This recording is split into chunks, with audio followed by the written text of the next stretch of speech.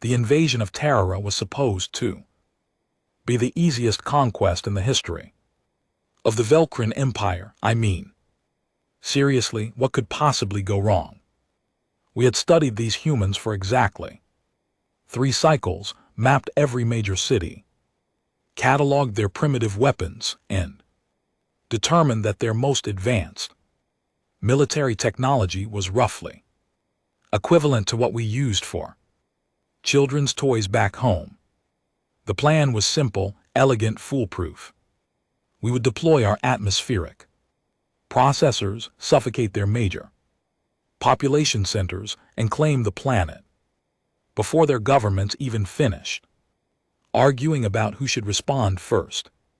I was there when Commander Thrace stood before the War Council, his 6 arms spread wide in triumph, his voice dripping with the kind of confidence that only comes from 1,000 successful campaigns. The humans call their world the 3rd planet from their sun. We will call it Resource Depot 792.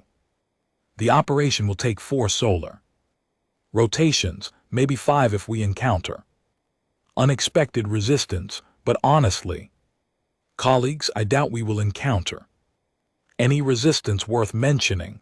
The entire council had laughed, even me, and I was supposed to be the cautious one, the strategic analyst who questioned everything, but the data was clear. Humans were fragmented, violent among themselves, technologically backward, and completely unprepared for extraterrestrial warfare.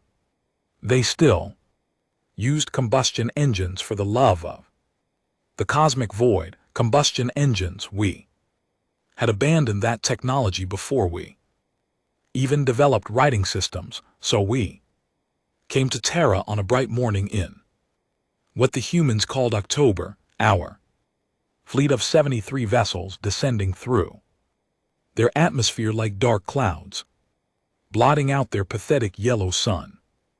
The initial phase went exactly as predicted. We deployed the atmospheric processors over 12 major cities simultaneously: New York, London, Tokyo, Mumbai, Paulo, Lagos, Moscow, Beijing, Cairo, Sydney, Mexico City, and Istanbul. The machines hummed to life, beginning their work of converting oxygen into a nitrogen-heavy mixture that would render humans unconscious within minutes and dead within hours. Phase 1 complete. Victory was already being celebrated on the command ship. Then Phase 2 began.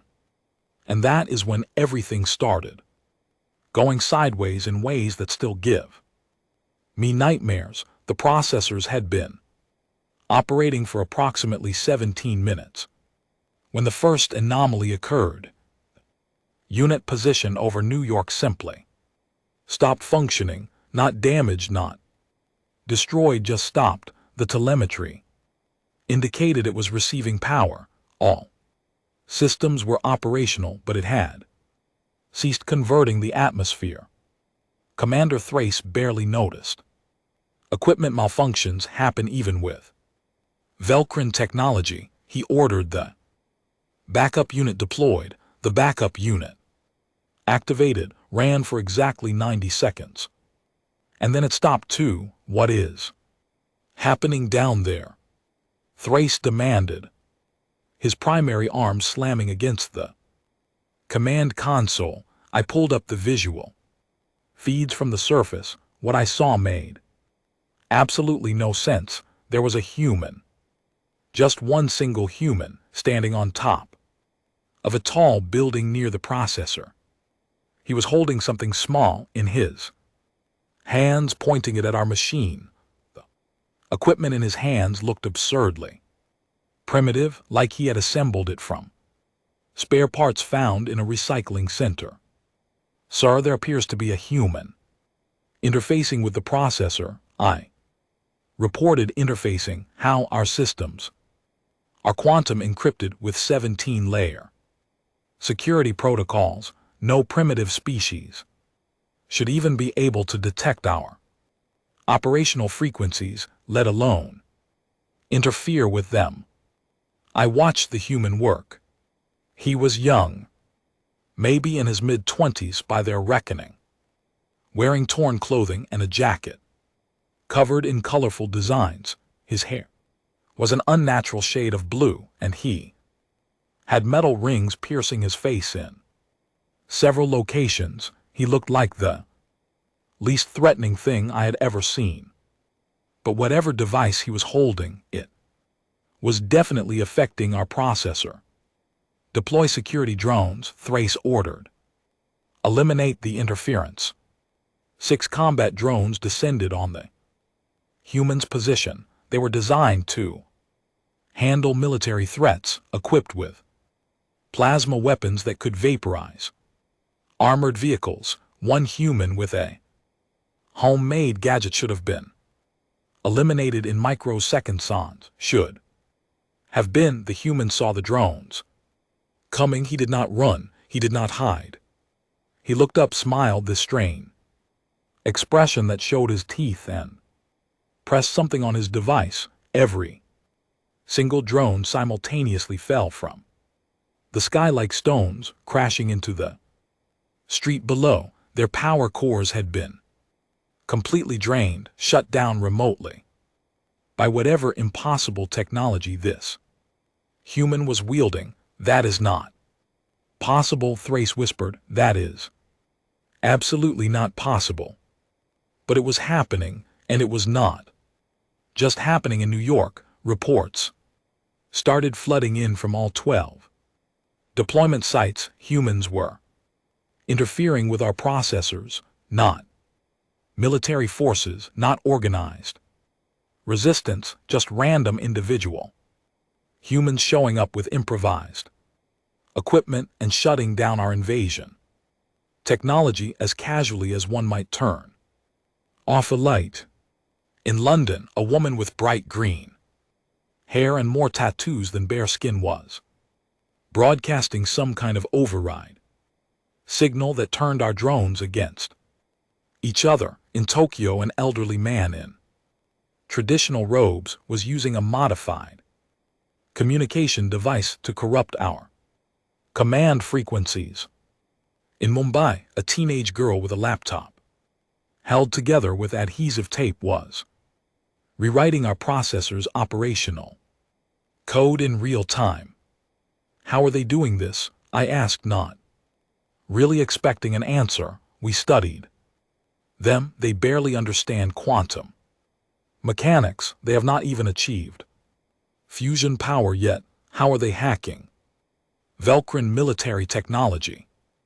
Thrace was silent for a long moment, his face cycling through several shades of purple that indicated extreme distress.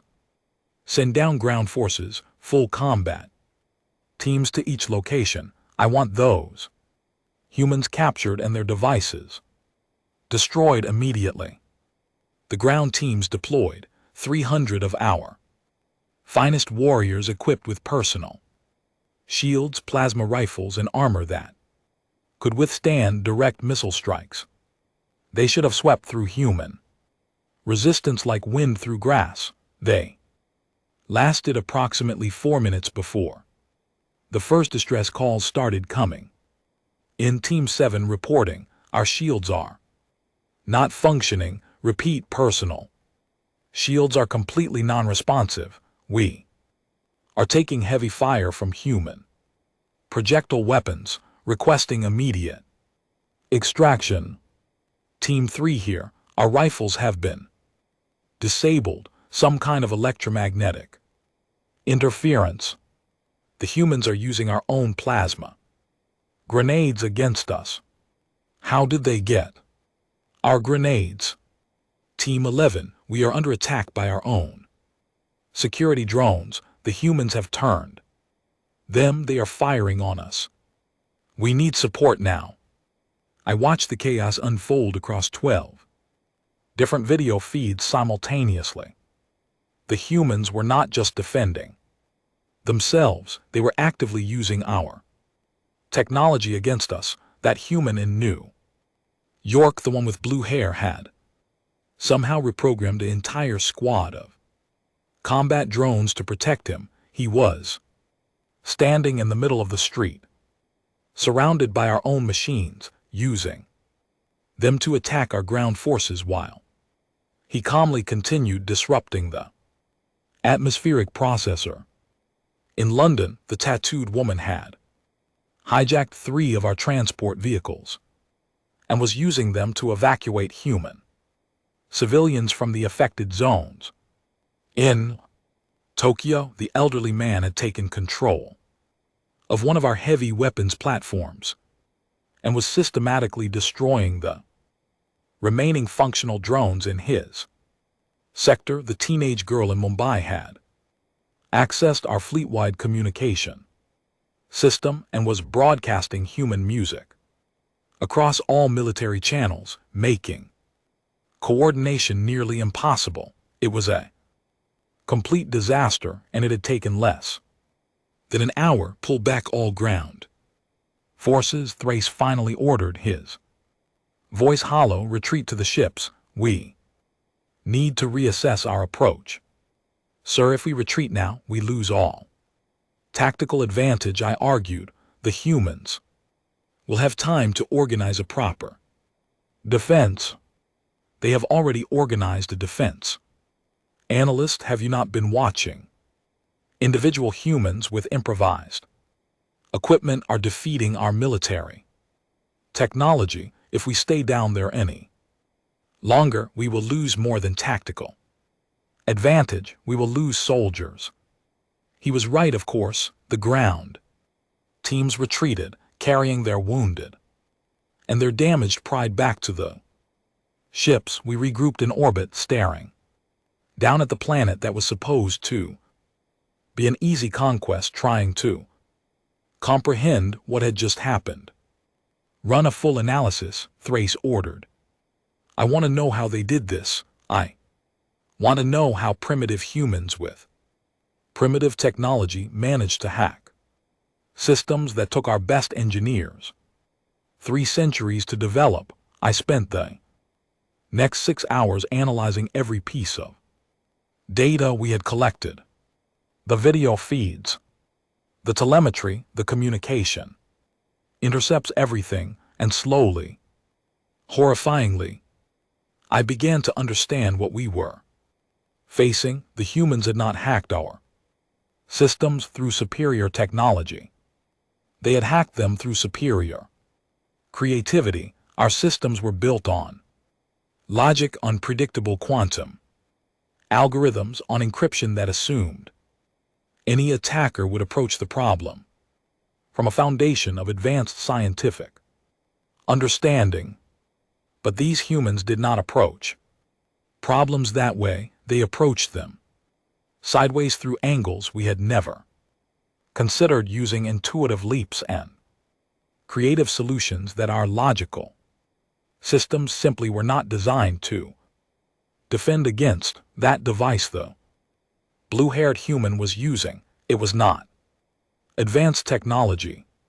It was a collection of human consumer electronics wired together in a configuration that should not work according to any rational understanding of physics, but it did work because the human had somehow intuited frequencies and harmonics that our sensors could barely detect, let alone protect against. The tattooed woman in London had turned our drones against each other by flooding them with contradictory commands in rapid succession, creating cascading logic errors that crashed their behavioral protocols. It was not elegant, it was not sophisticated, it was just chaos, directed with terrifying precision. The elderly man in Tokyo had recognized that our command systems used a modified version of human internet protocols because we had studied their networks and adapted them for easier infiltration. But that meant he could access our systems using his knowledge of the original protocols, walking through security we had built on top of infrastructure we had stolen from them. And the teenage girl in Mumbai had simply guessed that our quantum encryption would default to certain mathematical constants when establishing secure connections, constants that appeared throughout nature and therefore throughout any advanced species technology. She had written a program that cycled through every possible mathematical constant until she found the ones we were using, then exploited them to gain access to systems that should have been completely impenetrable. They were not smarter than us, they were just different. They thought in ways we could not predict, solved problems through methods we could not anticipate, and adapted to new challenges with a speed that should have been impossible for biological beings. I presented my findings to Commander Thrace and the War Council. There was a long silence when I finished. So you're telling me, Thrace said slowly, that we are losing an invasion to a species that is defeating us not through superior technology, but through sheer creative chaos. Yes, sir, that is exactly what I am telling you. How do we fight that? How do we defend against enemies who do not follow logical attack patterns? I had no answer. None of us did. That was when the communication came in from the human governments, 12 separate transmissions, one from each city we had attacked, all saying essentially the same thing. They were not asking us to leave. They were not threatening us. They were inviting us to negotiations.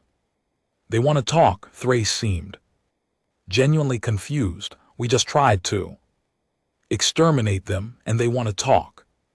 Perhaps they recognize they cannot win a prolonged conflict. One of the other commanders suggested perhaps they wish to surrender on favorable terms. I was not so sure. Nothing about these humans suggested they were ready to surrender. But Thrace, desperate for any path forward that did not involve complete military humiliation, agreed to send a diplomatic team to the surface.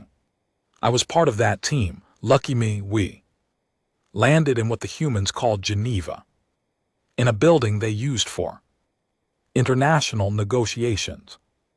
The room was absurdly primitive, just chairs and tables and primitive electronic displays, but it was full of humans, representatives from every major nation on their planet, all watching us with expressions I could not quite interpret, and sitting in the center of the room, casual as could be, were the 4 humans who had single-handedly disrupted our invasion: the blue-haired man from New York, the tattooed woman from London, the elderly man from Tokyo, and the teenage girl from Mumbai. They were not prisoners. They were not subordinates. They were sitting at the negotiating table as equals to their world leaders. The blue-haired man was eating something from a crinkly package and smiled at us. When we entered, "Welcome to Earth. Guys, nice ships, by the way. Love the whole ominous dark metal aesthetic. Very intimidating." His tone was completely sincere. There was no sarcasm, no mockery. He genuinely seemed to appreciate our ship design, while simultaneously having just defeated our entire invasion force. Human woman in formal attire stood up. According to our briefing, her name was Ambassador HFY, and she represented something called the United Nations. "Commander Thrace, thank you for agreeing to meet with us. We understand you came to our world with certain expectations about how this encounter would proceed. We would like to offer an alternative arrangement." "You defeated our invasion," Thrace said bluntly. "Why are you negotiating? You could simply force us to leave."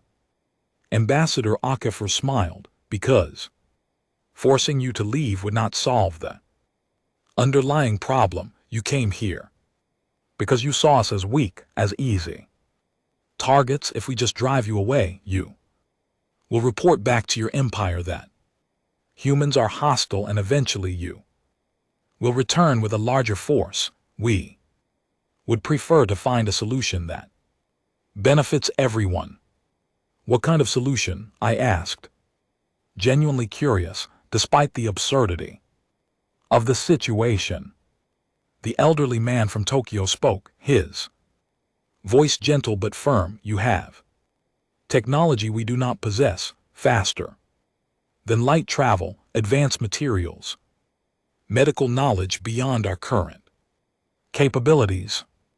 We have something you apparently did not expect: creativity, adaptability, and a different way of thinking about problems. Perhaps we could help each other. You want to trade with us after we tried to conquer you? Thrace sounded incredulous. We want to establish a relationship based on mutual benefit rather than mutual destruction, Ambassador HFY clarified.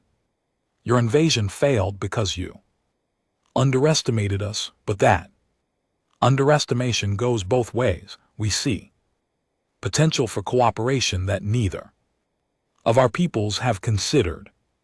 The teenage girl from Mumbai leaned forward, her laptop still clutched in her hands.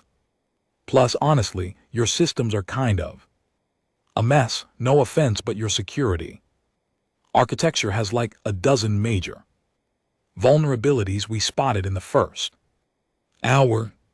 We could help you patch those before someone more hostile than us figures them out. She said this with complete sincerity, as if offering to help the people who had just tried to exterminate her species was the most natural thing in the world. The tattooed woman from London added, and your drones have serious mobility limitations in urban environments. We have some ideas about reconfiguring their navigation systems that would make them way more effective. If you are interested, obviously. They were critiquing our military technology. They were offering to improve our military technology, the technology they had just defeated. My brain was having trouble processing the sheer audacity of this entire situation. Thrace looked at me. I looked at the other members of our diplomatic team. None of us knew what to say. This was not how invasions were supposed to go. This was not how warfare worked. You did not try to exterminate a species and then sit down to discuss trade partnerships over whatever snack food that human was eating. But as I looked around that room at the humans watching us with expressions of hope and curiosity rather than fear or hatred, I realized something profound. These beings were not like any species we had encountered before. They did not respond to threats the way logic suggested they should. They created solutions where no solution should exist. They offered friendship to enemies who had given them every reason to respond with violence. They were completely, utterly, incomprehensibly irrational, and somehow that made them the most dangerous species in the galaxy. We will need to consult with our command structure, Thrace said carefully. This is not a decision I can make independently. Of course, Ambassador HFY replied. Take all the time you need. We will be here when you are ready to continue the conversation. As we returned to our ships, Thrace was silent until we were safely away from human listening devices. Then he turned to me, his expression troubled. Analyst, I need your honest assessment. Can we conquer these humans? I thought about that question carefully before answering. Sir, I believe if we returned with overwhelming force, sufficient numbers to prevent any individual interference. We could probably succeed in occupying their major cities. But occupying is not the same as conquering. These humans adapt too quickly, think too creatively, and most importantly, they do not accept defeat the way other species do. We would be fighting insurgencies for generations, constantly facing new and unpredictable resistance. And honestly, sir, I think they would eventually figure out how to turn our own fleet against us. It would just take them time, so that is a no. That is a no. Thrace stared down at the blue and white planet below us, so beautiful and so utterly treacherous. Then perhaps we should consider their offer. A trade partnership might be more valuable than a resource depot. Anyway, I agreed, though I could not shake the feeling that we were not entering a partnership between equals. We were entering a relationship where humans would somehow end up teaching us more than we taught them, helping us more than we helped them, and generally appending every assumption we had about how advanced species were supposed to interact with primitive ones. Blue-haired humans' words kept echoing in my mind. Nice ships, by the way. He had complimented our invasion fleet while sitting in the ruins of our failed conquest while eating snack food from a crinkly package. These humans were absolutely insane, and that was why they were going to inherit the galaxy. Whether the rest of us were ready for it or not, the plan had been foolproof. Except it turned out humans did not care about foolproof plans. They just found ways to make the technology do things it was never designed to do. And they did it with a smile. I had a feeling the Velcrin Empire was about to learn a lot of very uncomfortable lessons about assumption, creativity, and the dangers of underestimating species just because they still used combustion engines. But that was a problem for future me. Present me just wanted to file my report and take a very long cycle to process everything that had gone wrong in the last 12 hours. Spoiler alert, things were about to get even weirder. 3 months after what the Velcrin Empire, now officially referred to as the Terra incident in all military documentation, I found myself back on Earth's surface, but this time under very different circumstances. No invasion fleet, no atmospheric processors, no delusions of easy conquest. Just me, a diplomatic aide named Corvin, and approximately 600 kg of equipment that we desperately hoped would convince the humans we were serious about this whole cooperation thing. The meeting location was different this time, too. Instead of the formal government building in Geneva, we were landing in a place the humans called San Francisco, in some kind of converted warehouse. It smelled like burnt coffee and contained more blinking electronic devices than our entire command ship. A handmade sign near the entrance read Hacker Space Collective in colorful letters that hurt my eyes. This is where they want to meet? Corin asked nervously, adjusting his translator for the 15th time. I was expecting another government facility, perhaps with security measures and proper protocols. The humans call this approach informal diplomacy, I explained, though I was equally uncomfortable. Apparently, their governments decided that since the people who stopped our invasion were not actually government employees, we should negotiate with them directly in their natural environment. Their natural environment is chaos, Corin muttered, watching a human woman ride past us on a wheeled board carrying what appeared to be a partially disassembled robot, the blue-haired human from New York whose name I had learned was Marcus Webb, appeared from behind a tower of stacked computers. He was wearing the same torn jacket, though someone had added more colorful patches to it since our last meeting. "Hey, you made it. Welcome to the Mad House Coffee. We have 17 different varieties, including one that might actually violate the Geneva Convention. I would prefer not to consume anything that violates international law," I replied carefully. Marcus laughed, a sound that still confused me because I could not determine if it indicated pleasure or threat. "Assessment. Fair enough. Come on, everyone's waiting.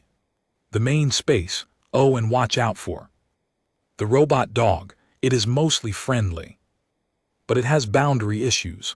A mechanical canine, approximately half a meter tall, rounded the corner and immediately began investigating Corin's feet with disturbing intensity. Its eyes glowed blue, and it made warring sounds that could have been either friendly or a preliminary weapon scan. The main space was exactly as chaotic as I had feared. Humans of various ages and appearances were scattered throughout, working on projects that ranged from sophisticated electronics to what appeared to be artistic sculpture made from recycled materials. Music played from somewhere, a rhythmic pounding that made my head ache. Tattooed woman from London, whose name was Victoria Moss, was explaining something about circuit design to three younger humans who were watching with expressions of intense focus.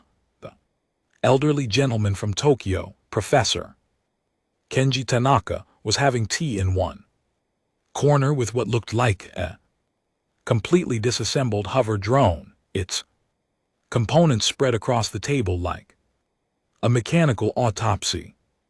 And the teen girl from Mumbai, who I now knew was named Priya Sharma, was typing frantically on multiple laptops while somehow also eating noodles from a container without spilling anything.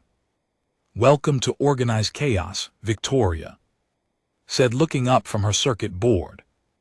"We figured if you are serious about working with humans, you should see how we actually function when we are not being invaded."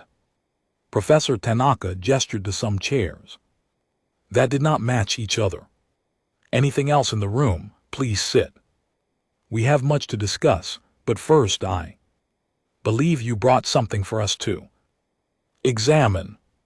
Corin carefully unpacked one of our portable quantum processors, the same type we had used in the atmospheric conversion units. "Commander Thrace has authorized us to share this technology. As a gesture of good faith, it is a power generation unit capable of producing enough energy to supply a small city indefinitely." Marcus was already moving closer, his eyes lighting up with an expression I had learned meant danger for anyone who valued their equipment functioning as intended. "Oh man, is that a quantum entanglement matrix using paired particle oscillation? That is beautiful. Completely inefficient for terrestrial application given your shielding requirements, but beautiful." "Inefficient," Corin sounded offended. "This is Velcron military-grade technology, refined over centuries." "Right, but you designed it for spacecraft with controlled environments and unlimited exotic materials," Priya said, not looking up from her laptops. "On Earth, we need systems that can handle variable gravity, atmospheric interference, and maintenance by people who are not quantum physicists. Your design would fail within weeks under terrestrial conditions.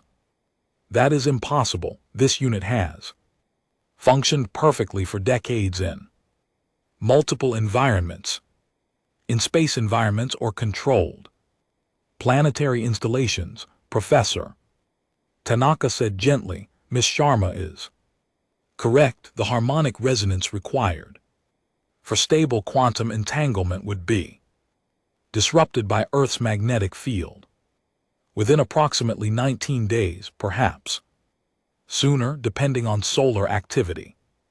Marcus was already sketching something on a transparent board, his hands moving rapidly. But if we modified the shielding geometry, added some redundant stabilization fields using superconducting materials we already have, and maybe rerouted the particle flow through a tertiary buffer system, we could adapt it to work in basically any environment. Actually, hold on, this could solve that problem we have been having with portable fusion reactors.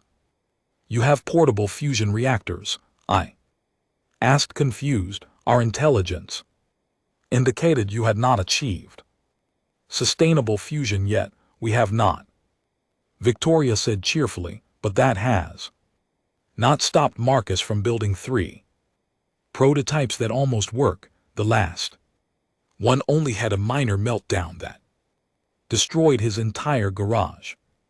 It was a learning experience, Marcus said defensively, and I did learn something important, specifically that containment field geometry is really important.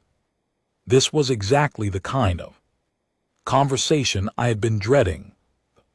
Humans were not treating our advanced technology with appropriate respect or caution. They were treating it like puzzle pieces that could be rearranged, modified, and potentially improved. Worst part was, based on their track record, they would probably succeed.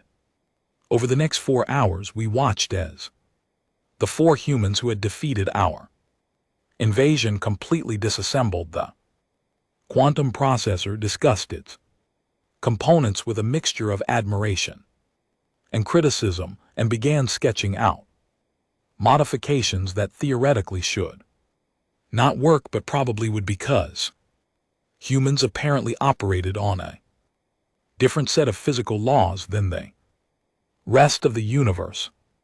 So here is what we are thinking, Marcus said, finally pointing to a design that looked nothing like our original equipment. We take your quantum entanglement principle, combine it with our superconducting magnetic containment approach, add some thermal regulation systems we borrowed from our experimental fusion designs, and create a hybrid power generation unit that works in any environment and can be maintained with standard Earth tools and materials. That would require completely redesigning the core architecture, Corin protested. Yep, Priya agreed, but it would also mean the technology could be mass produced using existing Earth manufacturing capabilities, would not require exotic materials that cost more than most countries' entire budgets, and could be repaired by regular technicians instead of requiring specialized quantum engineers. You are describing democratizing technology that took our civilization 3 centuries to develop, I said slowly. Well, yeah, Victoria replied. Otherwise, what is the point? Technology that only benefits a few people is not really useful technology. It is just expensive jewelry. Professor Tanaka poured more tea, his movements calm and deliberate. In our previous conversation, your commander expressed concern about how quickly we adapted to your systems. I believe the answer lies in perspective. You see technology as something to be perfected and protected. We see it as something to be shared and improved. Neither approach is wrong, but they lead to very different outcomes. sharing military technology with potential enemies seems strategically questionable. Corin said, "Are we enemies?" Marcus asked, looking genuinely curious. "I mean, you tried to invade us. We stopped you, you agreed to talk instead of escalating, and now we are sitting here having coffee and redesigning power generators together. That seems more like the beginning of a really weird friendship than an ongoing conflict." The robot dog chose that moment to climb into Corin's lap, making sounds that might have been affectionate, purring or a prelude to self-destruction. Corin looked terrified. "Bite likes you," Marcus said happily. "He only climbs on people he thinks are interesting. Fair warning, he might try to hack your neural implant. It is how he makes friends. Your robot dog hacks neural implants. Only the Velcrin ones. Human neurology is too messy for him to interface with properly. Do not worry. He just wants to exchange digital signatures. Think of it like shaking hands, but with your brain."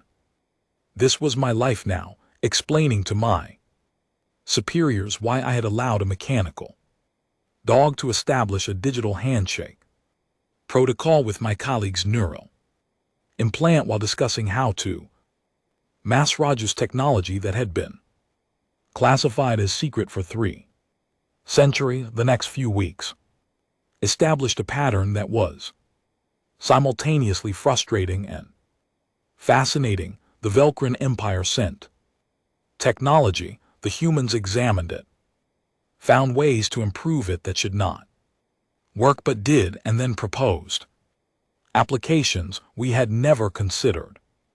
Our medical scanners became portable diagnostic tools that could be used in remote areas without power infrastructure.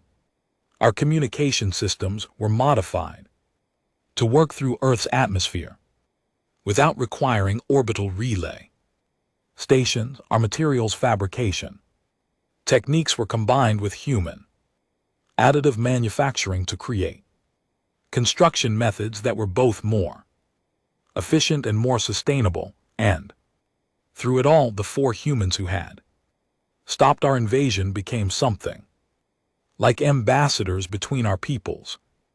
Though they refused any official titles or positions, "We are just making stuff," Marcus insisted when I asked about their role. "Governments can handle the boring paperwork and diplomatic protocols. We are here to solve interesting problems and build cool things." But their influence was unmistakable. Other humans started arriving at the hacker space, bringing their own ideas and questions. A physicist from Brazil wanted to discuss the implications of our faster-than-light drive on current understanding of space.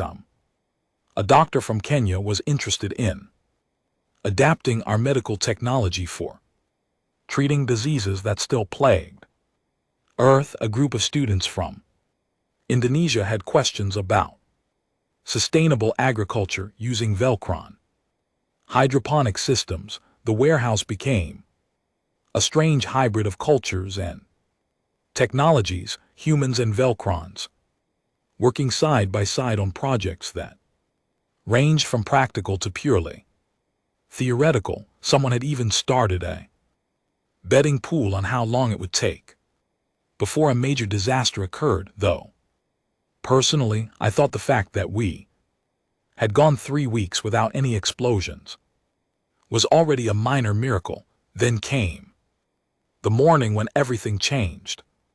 Again, I arrived at the hacker space to find Marcus, Victoria, Priya, and Professor Tanaka huddled around a small device that was emitting a soft blue glow. Their expressions were unusually serious. "We have a problem," Marcus said without preamble. "Actually, scratch that. You have a problem and we might have a solution, but you are really not going To like it, what kind of problem? I asked, feeling my organs clench with anticipation. Priya turned one of her laptops toward me. The screen showed data I recognized immediately as Velcron military communication protocols, but the source location was wrong. We have been monitoring deep space transmissions as part of our agreement to help with security protocols. 3 days ago we detected a fleet heading toward this system.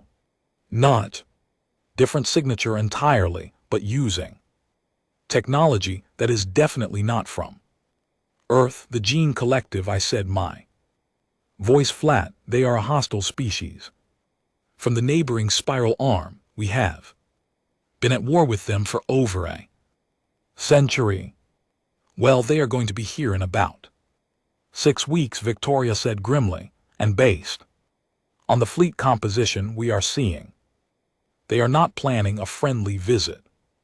Approximately 200 warships plus support craft. Corvin, who had followed me in, made a sound like escaping air. That is an extermination fleet. They do not send that many ships unless they plan to sterilize a planet. Fantastic, Marcus said with that peculiar human sarcasm I had learned to recognize so quick. Question: would your empire be willing to defend Earth against this fleet? Because technically, we are allies now, right? The nearest Velcron military response force is 18 weeks away, I admitted, and frankly, even if they could arrive in time, 200 Jarn warships would require a fleet at least 3 times that size to engage with any reasonable chance of success. Right, so traditional military response is not an option, Professor Tanaka said calmly. Then perhaps we should consider non-traditional approaches. You want to fight 200 warships with improvised electronics and creative thinking? Corin asked incredulously. We stopped your invasion with improvised electronics and creative thinking, Priya pointed out. Granted, you were not actively trying to kill us at that point, which does change the difficulty level somewhat. Marcus was already pacing, his hands moving as he thought out loud. Okay, so straight military confrontation is out. We cannot outgun them, and we definitely cannot outrun them, but we might be able to outthink them. What do we know about Jarn technology? I spent the next hour explaining everything I knew about Jarn systems. Their weapons, their ships, their tactical doctrines. The humans listened with intense focus, occasionally asking questions that revealed frighteningly quick comprehension of complex military technology. So their entire fleet operates on a centralized command network. Victoria summarized. Every ship is linked to a command vessel that coordinates all tactical decisions using a quantum Annable network that is supposedly unhackable because of relativistic encryption protocols. Correct, it is their greatest strength. Their ships operate with perfect coordination, responding to threats with mathematical precision. But it is also a vulnerability, Priya said, her fingers already flying across her keyboard. Any centralized system has a single point of failure. If we could access that command vessel, we could theoretically disrupt their entire fleet. You cannot access it, I said firmly. The Gene command vessel never enters combat directly. It remains at the edge of engagement range, protected by overlapping shield networks in defensive positions. It is essentially impregnable. Nothing is impregnable, Marcus said, and that smile appeared again, the one that meant he had an idea that was either brilliant or insane or both. We just Need to make them bring it to us instead of trying to reach it. How do you propose to do that? By offering them something they want more than destroying Earth, specifically by making them think we have discovered the secret to defeating quantum Annabelle.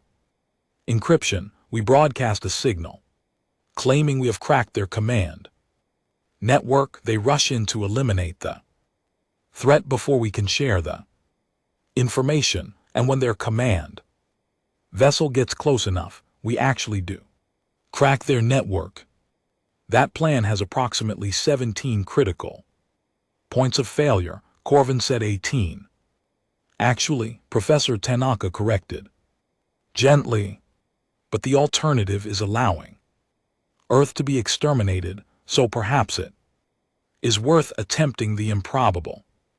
Over the next 6 weeks, the hacker space transformed into something resembling military command center. If military command centers were typically staffed by people wearing mismatched clothing and sustained primarily by coffee and various forms of noodles, humans and Velkrans worked around the clock on a plan that became more complicated and ridiculous with each passing day. We built a massive broadcast array using modified Velkran communication technology and human signal amplification techniques. We created a false quantum network using enough technical jargon to sound legitimate, while actually being complete nonsense.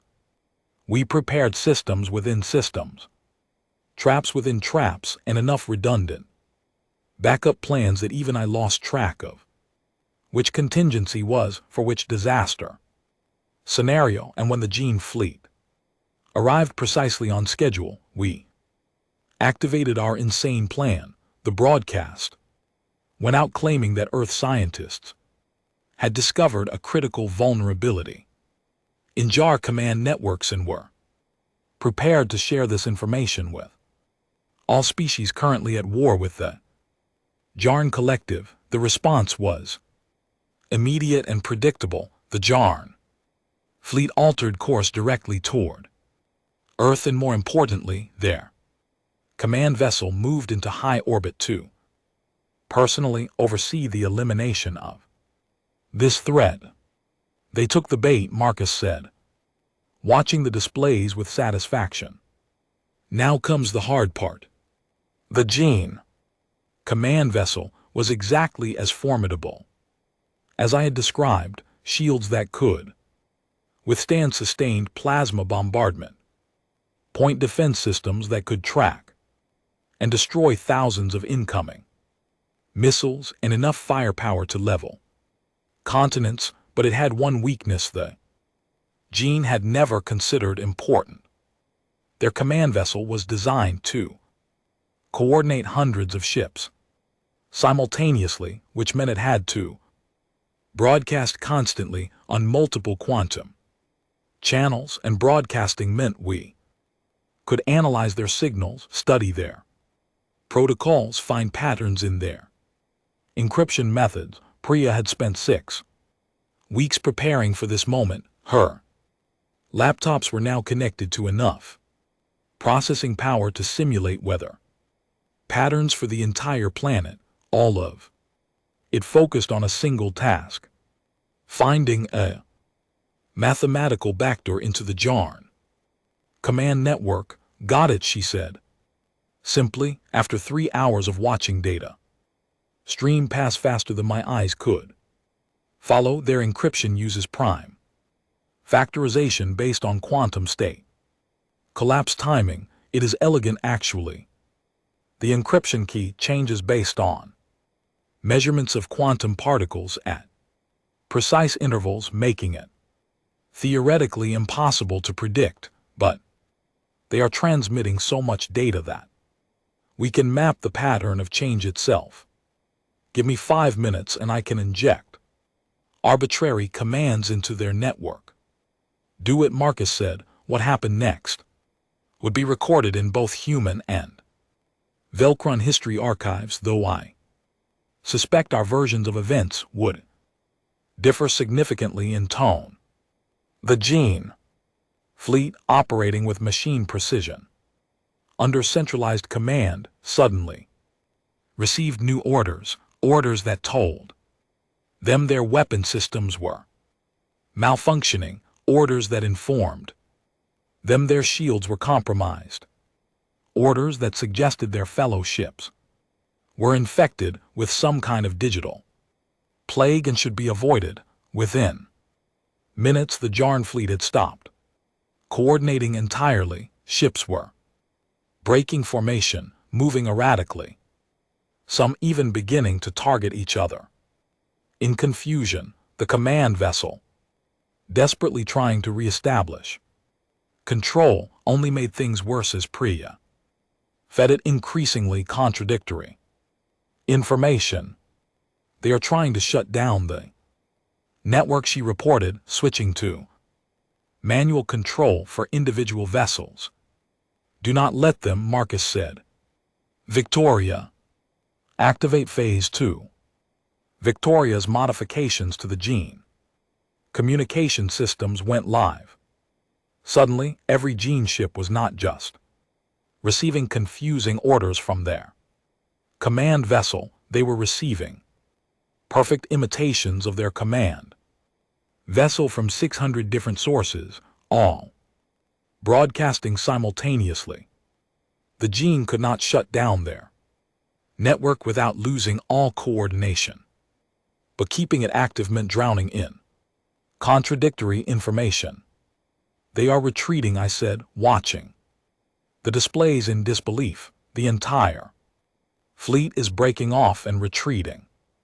Not retreating, Professor Tanaka corrected. Running. There is a difference. They believe Earth possesses technology capable of completely subverting their military systems. They will not return until they have completely rebuilt their command network architecture, which will take years. The hacker space erupted in celebration. Humans were cheering, hugging each other, and performing various forms of rhythmic movement that might have been dancing. Even Corvin looked relieved, though he was trying to maintain professional dignity. Marcus found me in the chaos, that smile firmly in place. So what do you think? Still feeling like humans are too primitive to be worth bothering with? I looked around the warehouse at the impossible mixture of technologies and cultures that had somehow defeated an extermination fleet without firing a single shot. I think the Velcrin Empire is going to need to significantly update our assessment of human capabilities. Probably a good idea, he agreed. By the way, we have been thinking about that faster than light drive technology you mentioned. Priya has some ideas about improvements that might interest you. Something about utilizing quantum foam fluctuations to reduce energy requirements by about 90%. That is theoretically impossible. Yeah, we get that a lot.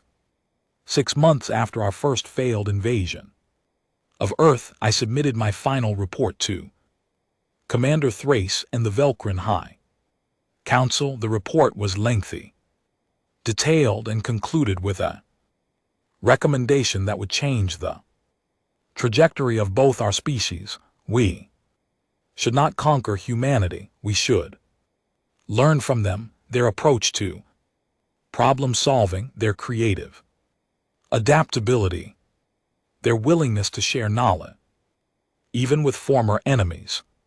These were not weaknesses to be exploited, but strengths to be emulated. The High Council accepted my recommendation, though I suspect the fact that humans had casually defeated both a Velcrin invasion and a Gene extermination fleet influenced their decision more than my eloquent prose. 3 years later, the Velcron Human Technology Exchange had facilities on 7 planets and was revolutionizing how both species approached engineering, medicine, and interstellar relations, Marcus Webb had somehow become an informal advisor to the Velcrin military on defensive systems, despite still wearing that ridiculous jacket. Victoria Moss was teaching our engineers about modular design principles. Priya Sharma had developed quantum computing algorithms that made our best programmers weep with envy. And Professor Tanaka had written a book about cross-species cooperation that was required reading in Velcrin diplomatices. As for me, I spent most of my time shuttling between Earth and Velcrin space, facilitating exchanges and trying to prevent well-meaning humans from accidentally revolutionizing technologies that had taken us centuries to develop. It was exhausting, frequently frustrating, and absolutely the most interesting assignment I had ever received. The plan had been foolproof, but humans had taught us something important. The best plans are not foolproof, they are flexible, creative, and willing to accept that sometimes the most ridiculous solutions are the ones that actually work. And maybe, just maybe, the galaxy was better for it.